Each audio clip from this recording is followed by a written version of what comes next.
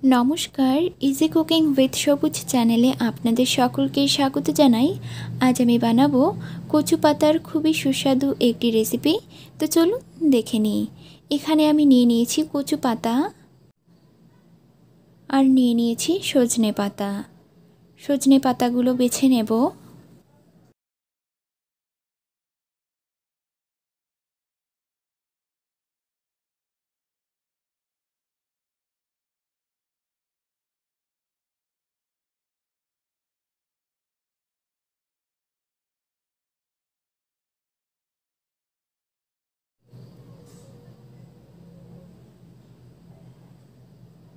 सजने पातागुलो बेছে निये सजने पातागुलो आमी धुए नियेछि। एरपर आमी कचु पातागुलो परिष्कार करे धुए निচ্ছি।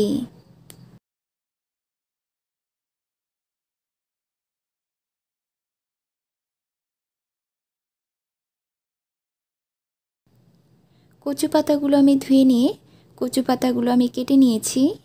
रेसिपिटी बानानोर जन्य एखाने आमी निये निয়েছি आदा रसुन আর নিয়ে নিয়েছি কাঁচা লঙ্কা, নিয়ে নিয়েছি অল্প পরিমাণে খাওয়ার সোডা,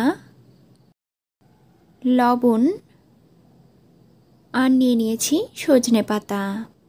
সজনে পাতা আমি ছোট বাটির এক বাটির মতো নিয়েছি। কড়াই বসিয়ে দিয়েছি। এরপর আমি দিয়ে দিচ্ছি কড়াইয়ে পরিমাণ মতো জল। এরপর আমি দিয়ে দিচ্ছি এর মধ্যে রসুন,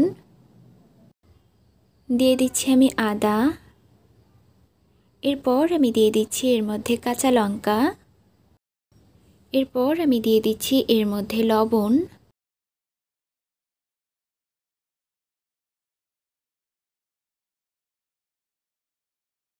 এরপর আমি জলটা খুব ভালো করে ফুটিয়ে নেব। আদা রসুনগুলো আমি গ্রেটারের সাহায্যে ঘষে নিয়েছি। আপনারা চাইলে আদা রসুনগুলো থেতো করে দিতে পারেন। জলটা ফুটে এসেছে। এরপর আমি দিয়ে দিচ্ছি এর মধ্যে অল্প পরিমাণে খাওয়ার সোডা। সোডার পরিমাণটা কমই দেবেন, বেশি দেবেন না। সোডা খাওয়া বিশেষ একটা ভালো না, আর সোডা বেশি হয়ে গেলে রান্নাটা নষ্ট হয়ে যাবে। এরপর আমি জলটা আরও কিছুক্ষণ ফুটিয়ে নেব। এরপর আমি দিয়ে দিচ্ছি কচু পাতাগুলো।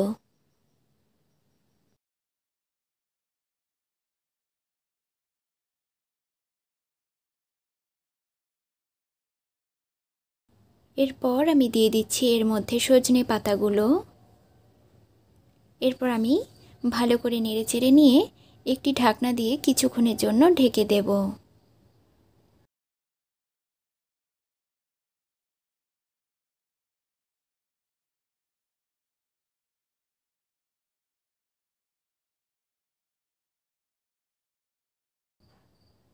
ঢাকনাটা আমি নামিয়ে নিচ্ছি। এরপর আমি কচু পাতাগুলো ভালো করে নেড়েচেড়ে নেব।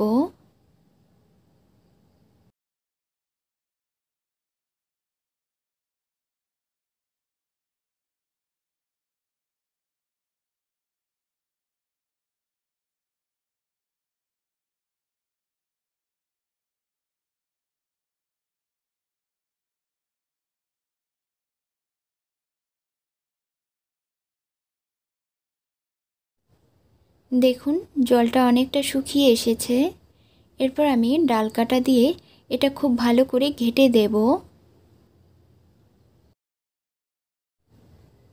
ডাল কাটা দিয়ে এটা আমি খুব ভালো করে ঘেঁটে নিয়েছি। দেখুন কচু পাতাগুলো একদম গলে গিয়েছে। এর মধ্যে যে জলটা আছে সেটা আমি একদম শুকিয়ে ফেলবো।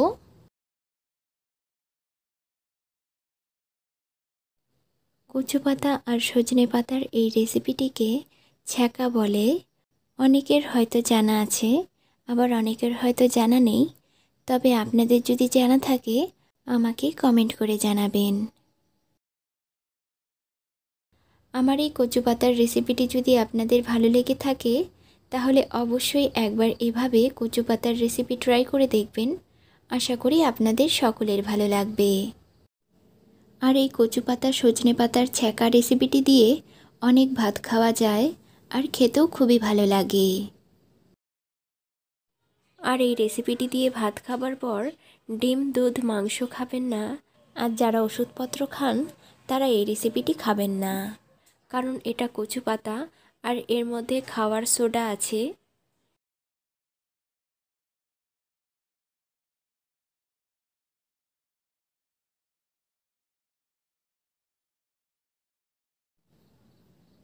আমার এই রেসিপিটি যদি আপনাদের ভালো লেগে থাকে তাহলে প্লিজ লাইক, কমেন্ট, শেয়ার এবং চ্যানেলটিকে সাবস্ক্রাইব করবেন। আজ এই পর্যন্তই, দেখা হবে পরবর্তী ভিডিওতে। ভালো থাকবেন, সুস্থ থাকবেন। নমস্কার।